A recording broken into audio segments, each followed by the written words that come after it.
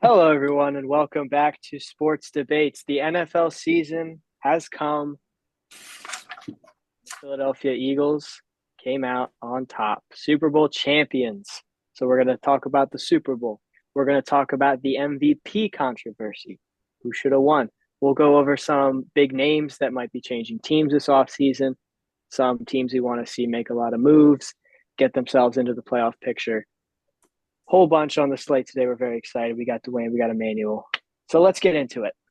The big story, Eagles, as Dwayne would say, mollywopped the Chiefs 40-22.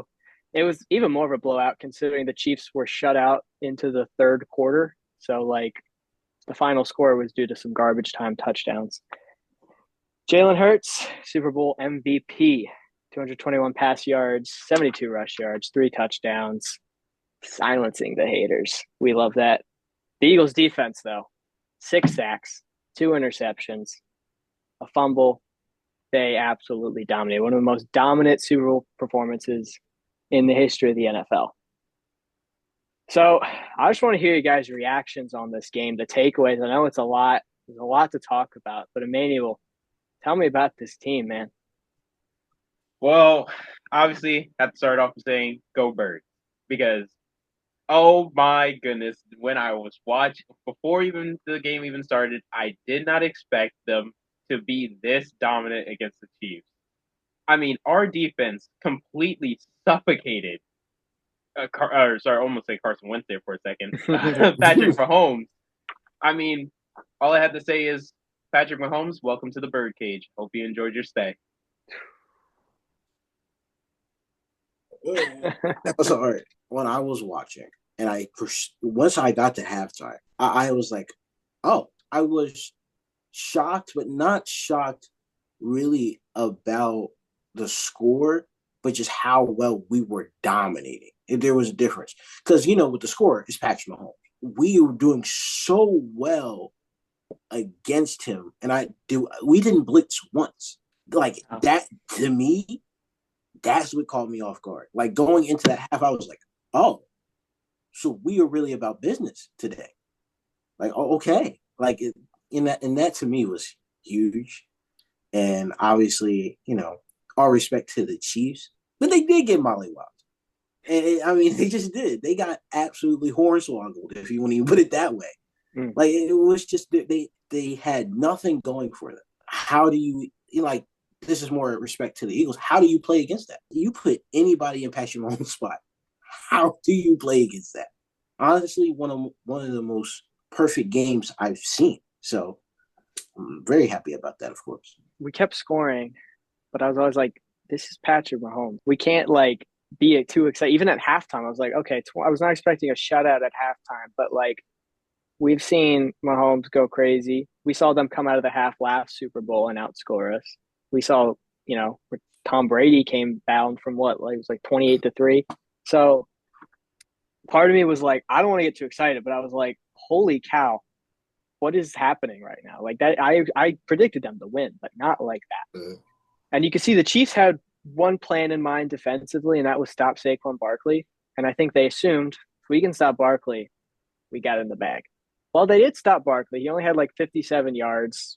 But what Spags and the defense forgot was we have got a top 5 quarterback and 2 elite receivers, an elite tight end, the best O-line of football. Like, you stop one guy, we got the rest of them, What I was most happy about was proving all the haters wrong, right? Because us as Eagles fans, that's all we ever wanted. And people still going to trash him. People still going to say Hurts overrated, whatever. Because now, when people are trashing him, we've got a picture of him holding the Lombardi trophy. And we can say, your favorite quarterback doesn't have that, unless he's Pat Mahomes.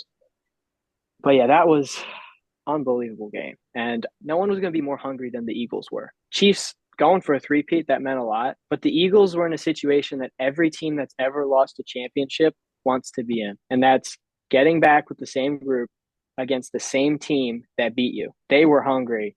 And from the get-go, you were not going to play harder than they were.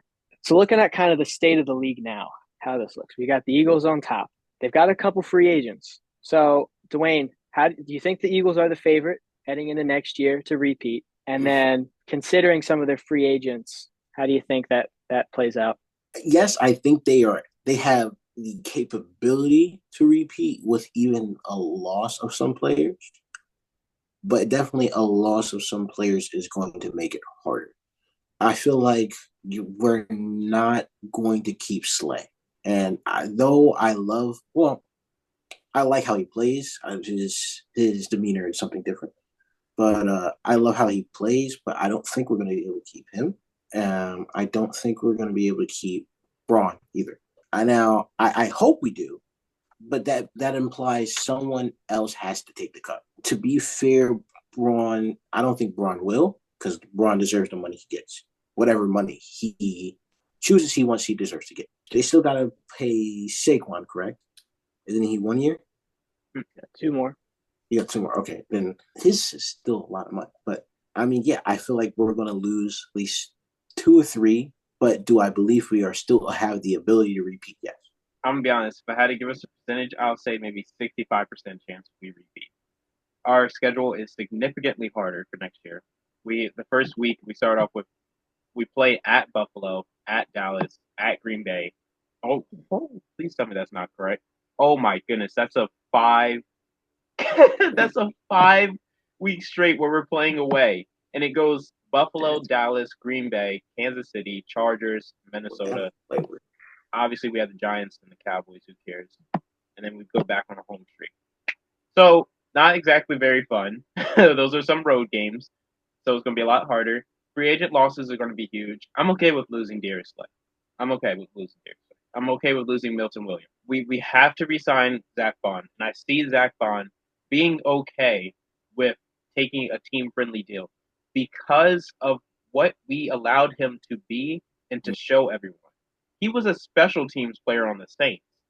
Like, he was on his way out the league, honestly. And he came here to Philadelphia. We gave him a shot. He made all pro. Obviously, he didn't get to go there because we won the Super Bowl. Once again, go Birds. But we gave him this opportunity to show everybody how great he is. And I feel like he's going to be thankful for that and even, help the team out and try to win another one with us. Mekhi Becton, I think we may be able to resign him. If not, we still have the draft. And if Milton Williams goes, we still got the draft. And as long as I hope we sign Josh Sweat back. I love that dude. He's so great. Honestly, we know how Howie Roseman is. We know what he can do through the draft. And I feel like that's how we're going to keep this team alive and afloat.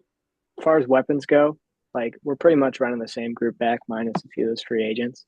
So I think they have a great shot at repeating. I think they have a great shot over the next 2-3 years going back there. Repeating is very hard to do in any sport. So, we're going to see, we'll talk about the Chiefs in a sec. I still think they're legit. We still know the Lions, their defense was so banged up. We haven't really seen this Lions group and this Eagles group face off. So we don't know if they're healthy next year. Maybe that's their year. Commanders on the rise. You got, the Packers getting better. So I think the Eagles are still the best. I think they should be number 1 heading into the season. But repeats are hard to do. We also lost our offensive coach as well. Kellen Moore went to the Saints. But also the Lions lost their offensive and defensive coach.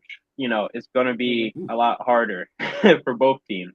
So maybe the Commanders come back next year. You look at that free agent group and you might be a little concerned, especially considering how much our defense was important in that Super Bowl win, especially Sweat and Williams. I mean, those guys both had, I think, 2.5 sacks. If you take those out, a whole different game. Mm-hmm. But it's hard to not have faith when you got Howie Roseman as your GM. I mean, we're talking one of the greatest GMs in sports history. I mean, we lost, Jason Kelce retires, Cam Jurgens up in center now, and he's done just as good as a job. Slay's getting old. We had some problem with the corners. Let's go draft Cooper DeJean and Q Mitch, who both were just phenomenal this year. You got a pick 6 from Coop. Even if all 3 of those guys in Ball, Sweat, and Williams left, I feel like we'd still be good hands because we just have that next man up mentality. Howie would go find someone. If I were to pick who is most likely to come back between those 3, I'd say Zach Bond as well, Emmanuel, just because I agree. I think he'd be the one most willing to take it, the team-friendly contract, considering where he's at in his career and how it's been. I think Sweat and Williams probably want to test the market a little more, especially because they just had incredible games on the biggest stage. So looking at the Chiefs now, they were the dynasty. Some people have been saying the dynasty is over. Some People have been saying Mahomes will never be the GOAT now. But looking at the rest of this AFC now, you got the Bills, you got the Ravens, these teams that keep losing to the Chiefs. They just saw them get exposed big time. And, they're chomping at the bits now. You're like, okay, so if we can get a good D-line, if we can do the things that the Eagles did, we can finally get past them. Emmanuel, do you think that this loss by the Chiefs at all changes the scope of the AFC heading into next season? Absolutely. This is like David and Goliath. You just see Goliath get taken down, and you see all the people that was behind Goliath starting to scatter. They look vulnerable now that they saw that Goliath went down. And I feel like everybody else is like, you know what? We can take these guys now. They're not that they're not that bad. Look at it, right? Bills, Ravens, Broncos, Bengals, right? We saw what the Bengals could do. If these teams go into free agency, I feel like they can easily take over the Chiefs. I mean, we saw what happened in the Super Bowl when the Chiefs don't have their hand being held by the refs. They're frauds. I have no problem saying it. They're frauds. Their team, frauds. the players, the coaches are great. Some of the players are great, but they lack the talent. They're not as good as the record shows. We've seen this throughout the entire season. They weren't as good as their record. Most of those games, they definitely should have lost if there weren't some wild flags out there, So I feel like the AFC is definitely open for grabs. Yes, the AFC is open for grabs, but is the Chiefs dynasty over now? I feel like the Golden State Warriors Cavs. Like, I feel like this is the Eagles and the Chiefs are going to meet up multiple times. And they're going to go back and forth and back and forth. Just look at the Chiefs, man. I can't really name a lot of teams that have that type of defense that the Eagles have, especially in the AFC. You know what I'm saying? I don't see that. Like, even with a free agency pickup, it makes it closer. But Patrick Mahomes is still going to be Patrick Mahomes. Travis Kelce is still, even though he had an off game against an amazing squad, Travis Kelce is still going to be Travis Kelce. Those wide receivers, though a little bit maybe older, except from that one, was it Xavier Cook? Xavier Worthy. Worthy, thank you. If the Chiefs use him more often, then they would get a lot more done. I mean, he's rookie, right? Yes. I mean, he just shows you what he can do. And if everybody's still on key, I mean, they're still number one. They're number two behind the Eagles. So, though, yes, it opens it up a tiny bit. Not enough for the Chiefs to be dethroned. No. Yeah, it'll be interesting to see how they handle this offseason. Like I said, Stufford is exposed, but they see it too. They don't have a lot of cap space this offseason, around $5 million. So they might have to get creative. But they're definitely going to address that offensive line because that was just an unbelievably bad performance by them. Just everything was getting through. They had a lot of depth in that receiving and running game. I think it definitely shakes them a bit. They're going to reassess some things, but I think they'll be back. Maybe it's not immediately next year. But I mean, you look, the Eagles beat the Patriots in 2018. Patriots came back the next year and won the Super Bowl. And I think the Chiefs, they're seeing everybody saying they're done for. Everybody's saying the dynasty's over, they're washed. Now they got something to prove. Now they're facing the same hate and scrutiny that they got this Birds team to go all the way. So I think they'll be back. And Mahomes is still a generational talent. And, it's just a matter of what's their mindset heading into next season. Do they feel defeated and deflated, or they come out thinking they're the best? So speaking of some other AFC quarterbacks that are looking to dethrone Patrick Mahomes, Josh Allen and Lamar Jackson were the two favorites for the MVP award. Lamar, two-time winner, was up for his third. Josh Allen was looking for his first. And Josh Allen got the award. He got 27 first-place votes to Lamar Jackson's 23. Now, this sparked much debate and discussion as to whether Allen's MVP was a result of voter fatigue because Lamar already has his two. He's always up for it. They want to give Allen one, or did they think that he had a better season? Just putting the numbers out there, Josh Allen had 3,700 pass yards, 28 touchdowns, a QB rating of 77.3. Lamar Jackson had over 4,000 pass yards, 41 passing touchdowns, and was tied with Allen at a 77.3 QB rating. So they both led the league in QB rating. So, Dwayne, do you think that Josh Allen deserved this MVP, or was it more of a result of voter fatigue? I think he did. He definitely deserved to get this one because of look at his wide receivers. I'm not trying to diss on the Bills, but it isn't the best in the league. Yeah, he still did what he did. The answer is more or less it's both. I think at the same time, some people see Lamar and he just runs, he just does this, or he just does this, and gets an MVP, but doesn't go any. You know what I'm saying? I believe that it's both, but I do mainly believe it is a Josh Allen did enough to get. I'm gonna give it to Josh Allen. I believe he deserved this NFL MVP. I saw a couple of people comparing his MVP to Embiid's MVP, saying it was mostly due to voter fatigue and everything else. Lamar Jackson has a lot more weapons on that team. Like, you got Derrick Henry, Isaiah Likely, Mark Andrews, Zay Flowers. That's like 4 right there. That's 4 right there. And on the Bills, you got the rookie Keon Coleman, who's not even that good yet. I mean, like, Dalton Kincaid, James Cook. What are we talking about here? What are we talking about here? If you take away Josh Allen from the Bills, they might not even win 2 games.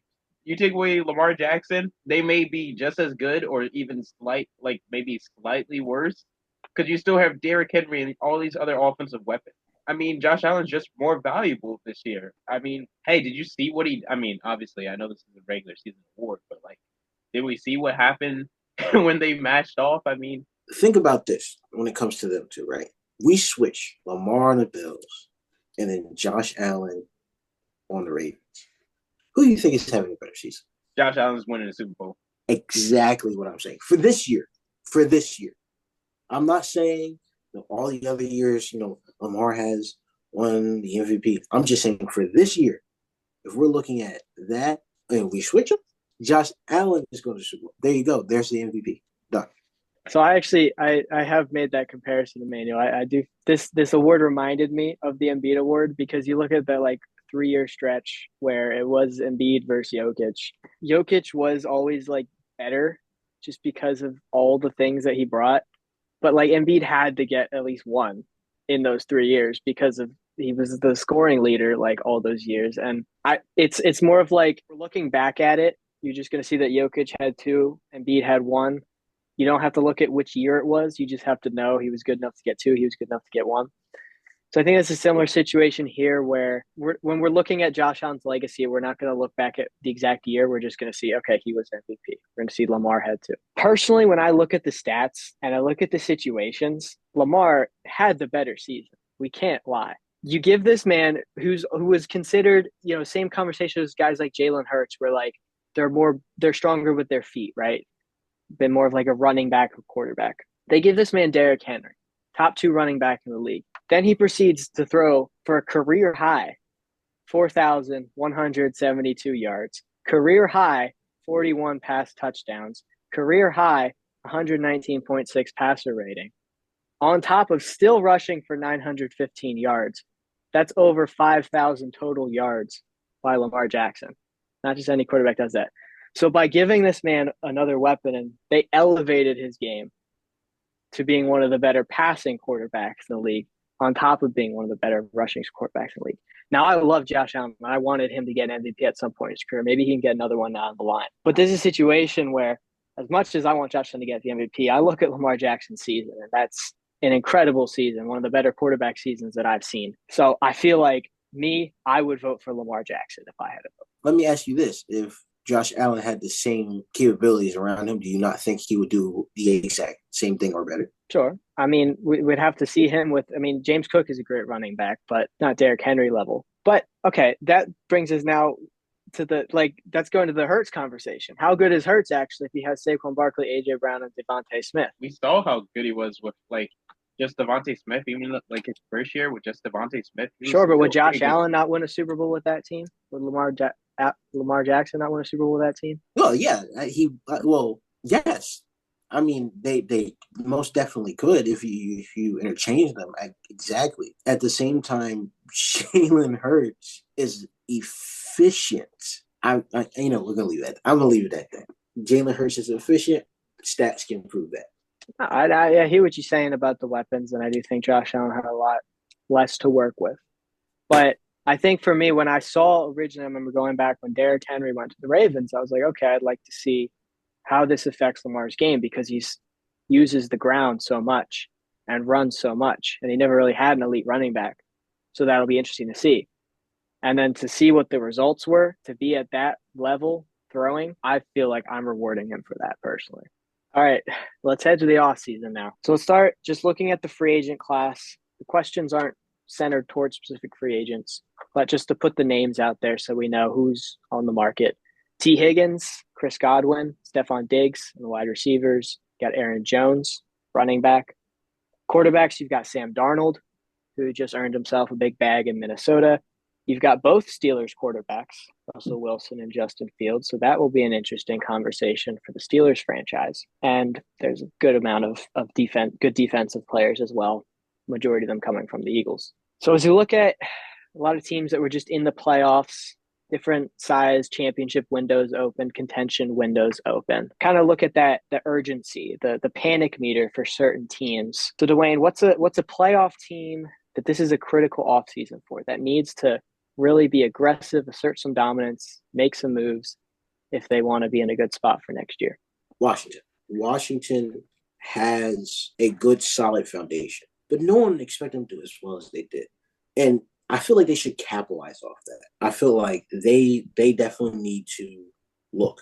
I would say up the defense a little bit more because they got a 50 ball dropped on their head. Go Birds. I also wouldn't be mad if they go for some wide receivers. You give Jalen Daniels more options, yo, you're dealing with some lethal offense. I wouldn't say they need to make a push. They definitely can make a push. They got time. My answer was Green Bay. They don't have a concise number one wide receiver there. You have Romeo Doubs, Watson, and Jordan Reed. You know, you see these guys, and you see Jordan Daniels, who was having an up and down sort of season. Like, he would throw a touchdown and almost an interception for like 6 weeks in a row. Then he broke that streak and started popping off and, you know, taking better care of the ball and everything else. This may not be crucial, like a crucial year for them, but I believe this will help them put their foot in the door and stopping every other NFL team from, you know, looking down on them and not really expecting too much from them. Yeah, I got two teams that came to mind. The first one was the Chargers, just because of how disappointing all of Justin Herbert's tenure has been for that team. You know, you've got a quarterback at that level. They're a playoff team, but nothing more than that. So I'd love to see Herbert be given some weapons. I've got a certain receiver in mind that we'll talk about in just a minute. Another team in the AFC as well, the Steelers. They're just stuck in that we go 9-7, make the playoffs, get ousted in the first round, run it back next year. The franchise, they got to figure something out here. You know, Mike Tomlin's a great coach, but they just do the same thing every year. I would love to see them commit to Justin Fields, bring him back. I thought he looked really good in that system. Give him a contract and then, like, make that the focus. Like, you're our guy. Give him some good wide receivers. You know, the defense is strong. Keep building on that. I would love to see them just kind of change the perspective of their franchise, be a Super Bowl contender in the next few years. And I think you can start with this offseason and bringing back Justin Fields. All right, so how about teams that missed the playoffs last year? They're looking to get in. Emmanuel, what's a non-playoff team or two that can really be aggressive and find themselves in the playoff picture as soon as next season? I got the Carolina Panthers. You saw on a week-to-week basis after he was benched, Bryce Young proving to you that your draft pick wasn't wasted on him and that he deserved a starting spot. Now you need to get him an O-line, some wide receivers besides Thielen and Xavier Legette, which is the rookie. But you got to build around him now. I don't want to see him out there every game like running for his life behind that O-line, trying to make a play, you know, forcing mistakes and everything else. You need to make sure he can feel safe behind that O-line. My other team, though it disgusts me to say this, is the Dallas Cowboys. There's rumors going around within the organization that Micah Parsons is sick and tired of losing, of having this trash behind team constantly being in the talks as America's team and never winning anything. You have to do something. Your situation is starting to get dire. You guys said you were all in last year. You weren't all in. You got belt, you know, you got BTA out there. I mean, you got to do something. Your GM, he may very well have forgotten what team, if he was even an owner at all. You got to do something now, or you're going to be in rebuild soon enough, and you'll be like the Giants, and we can beat up on you guys every year. I have the Bengals and the Cowboys. Bengals because not necessarily they need to do anything super significant, but they need to make some small signings to close in the gaps so they can secure 100% secure. Hey, that was fire. But to make sure they can 100% secure what they need to fill in those gaps. Obviously, the Cowboys. I mean, yeah, Emmanuel said most of everything. It's disgusting to even say their name, but I gotta understand that they do need to make some significant contributions for the Michael Parsons to even be happy. I have the Bengals as well. They were my one team. Just get Joe Burrow a defense, man. I mean, the amount of times this dude had to literally throw like 400 yards in a game just to keep them in it. I felt bad for the dude. He's such a talented quarterback. He's got weapons out there. They might lose T. Higgins, but you still got weapons out there. Still got Jamar Chase. Like, you don't want to let that window close, especially just 3 years ago they were in the Super Bowl. Get your superstar quarterback a defense. Get back to the Super Bowl. Come on now. My other team, the Patriots. One, Drake May looked really good, right? He made the Pro Bowl this rookie season. He's only going to get better from there. Two, they have the most cap space available. They have over $100 million in cap space available. So maybe they don't make the playoffs next year with their moves. But if you want to give them some weapons, get yourself a good wide receiver, running back, something, build up the defense, like slowly add some people, trade draft picks, whatever. New England Patriots, next few years, they got their next quarterback. Let's finish up with the trade market. And there's three names that I'm bringing to the table here as the names that have been in the most trade talks. Cooper Kupp, Aaron Rodgers, and Myles Garrett. Technically, Aaron Rodgers is more of a signing, but leaving his team. So we'll start with Cooper Kupp. And the Rams told him that they're going to be looking for a trade partner. So his tenure in LA seems to be done. Kupp will be entering his age 32 season. 2021, he was a Triple Crown wide receiver for the Rams Super Bowl team. He was getting MVP votes. He's one of the best wide receivers in the league. Last 3 seasons, he hasn't played more than 12 games a year, been injured, missed some time, but he's still really good. And when he plays, he's great. A little expensive. He's got 2 years left on his contract, just under $40 million owed to him. So a team's going to have to be willing to take that on. So looking at the DraftKings odds, number one, the favorites are the Denver Broncos at plus 500. Behind them, Washington and New England at plus 550. Pittsburgh and Kansas City, plus 600.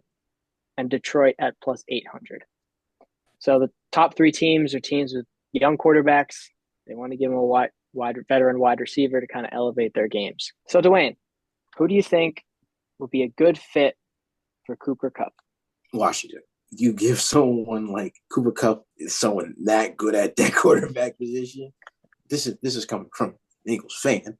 That would be great to watch. I'm really debating between the two teams. I want to go with the Chargers. They have $63.4 million in cap space, which is enough to absorb his contract. Justin Herbert isn't going to get any younger.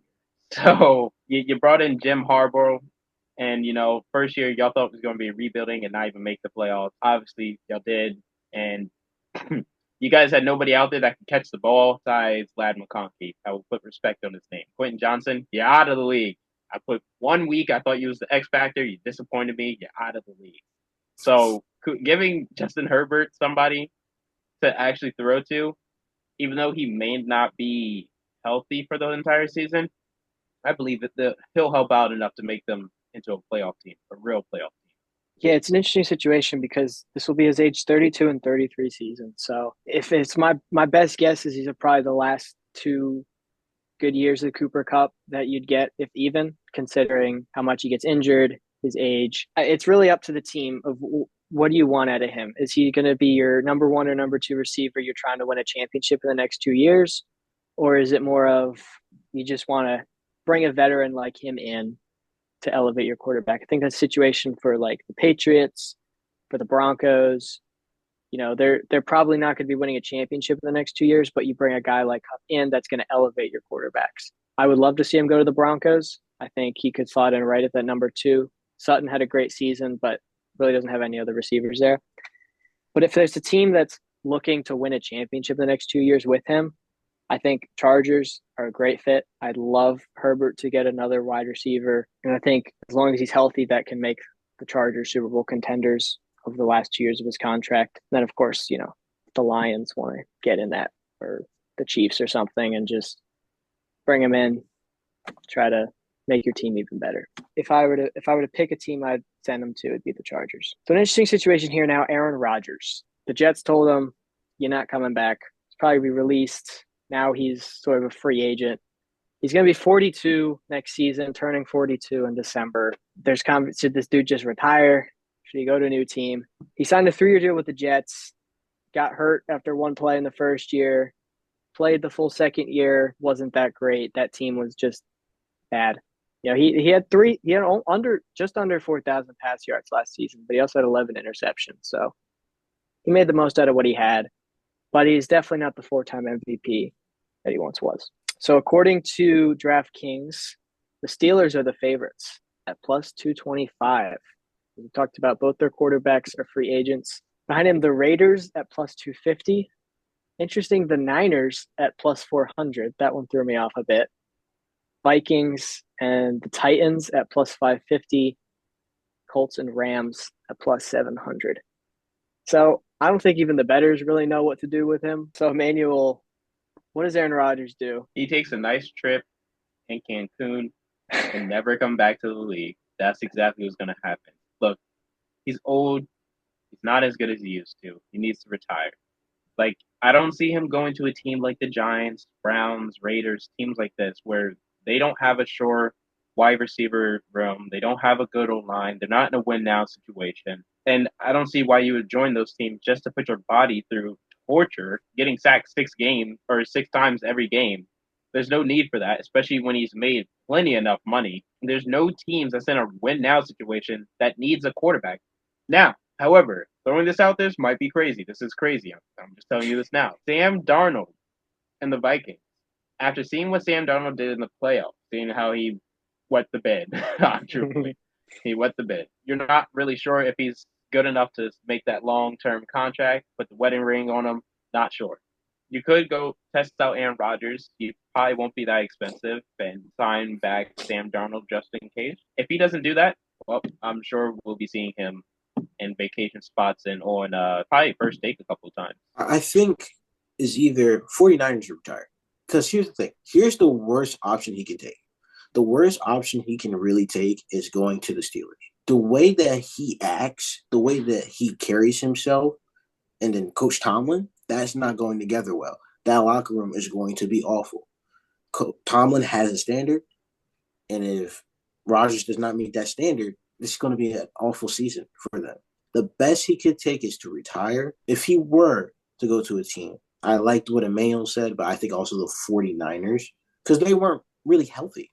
If they're healthy and then Aaron Rodgers plays like Aaron Rodgers, maybe 60%, 65% of his prime, they're a solid team still. What happens to Brock Purdy in that situation? I was just about to ask that.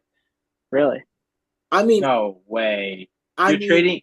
How old is Brock Purdy? 25 for a 30? What? 40? 40-year-old? If that means if they want to win now. I'm not saying Niners fans are going to kill you. I mean, they love Brock. I love Brock Purdy, and I think Brock Purdy's so good. But at the same time, that's what I'm saying. That's his best option. Or just being behind Brock Purdy would be even nice, to be fair. I mean, you're not far because they're the third favorites. So I don't understand why. But, other people think the same thing. Yeah, I mean, just to be behind him, I don't think he's going to want to sit back and be a second quarterback. Do I think Brock Purdy would? Yes. I seriously doubt it. That man is going to be more mature. I think Brock Purdy is a little bit more mature and a little bit more kinder in a sense to be like, okay, that's fine.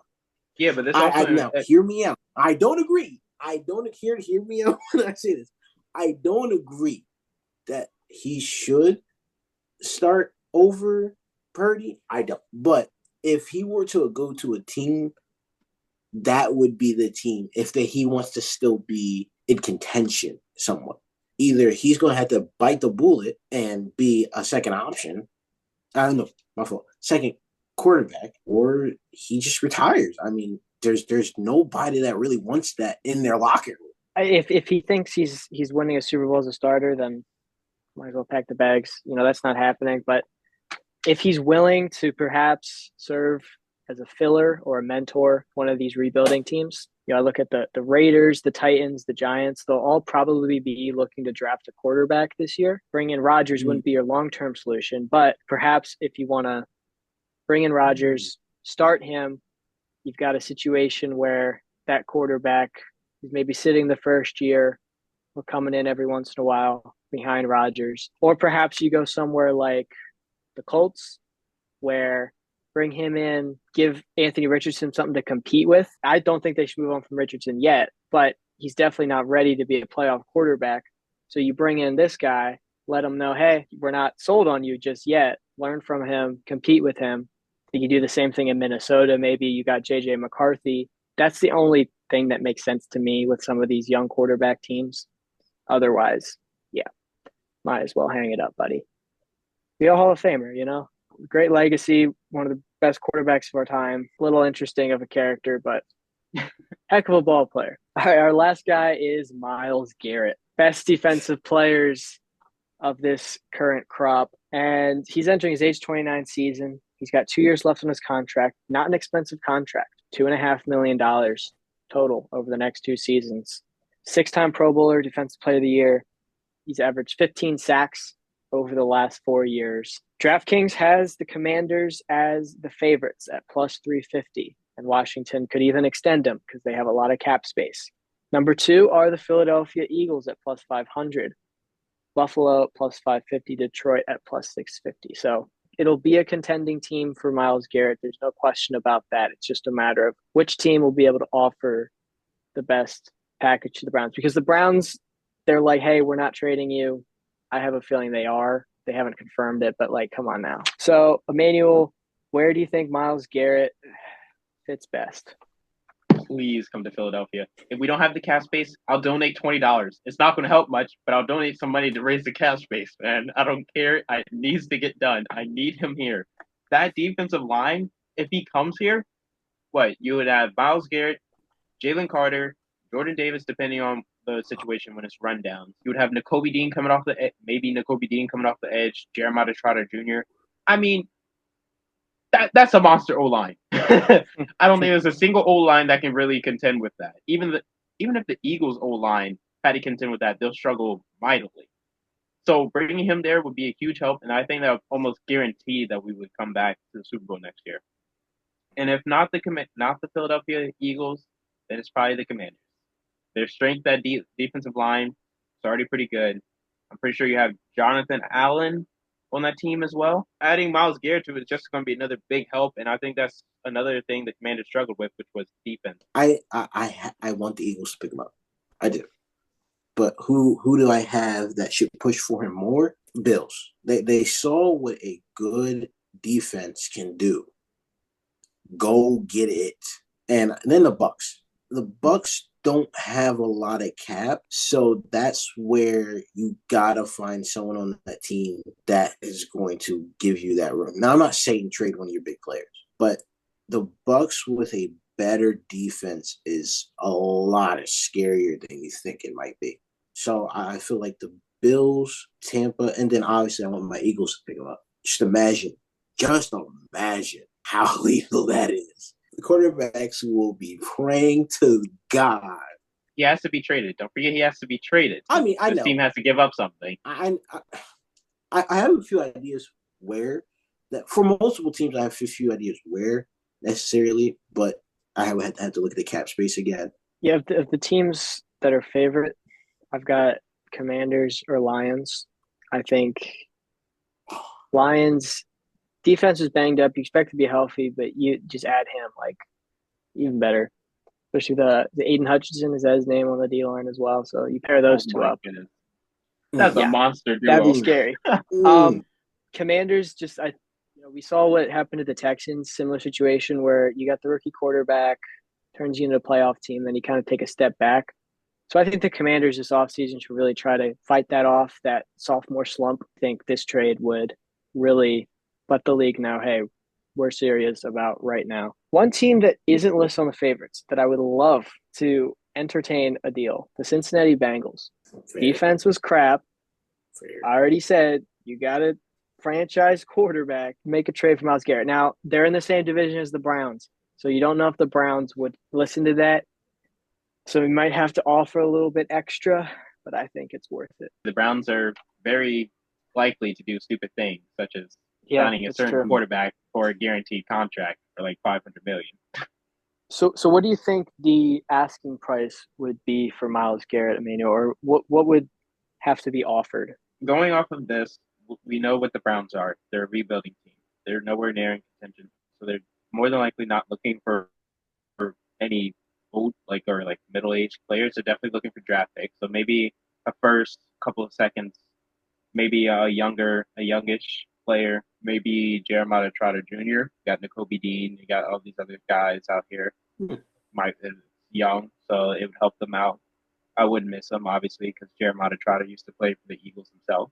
But I think, obviously, they're looking for draft compensation more than anything. I just thought about a team that doesn't necessarily need to make this push, but if their GM grew a brain, it would just be nice. At Cowboys, it would be a very nice addition. I can't say that they would be as good as some of the people that are in their division, but they would definitely benefit tremendously from Myles Garrett.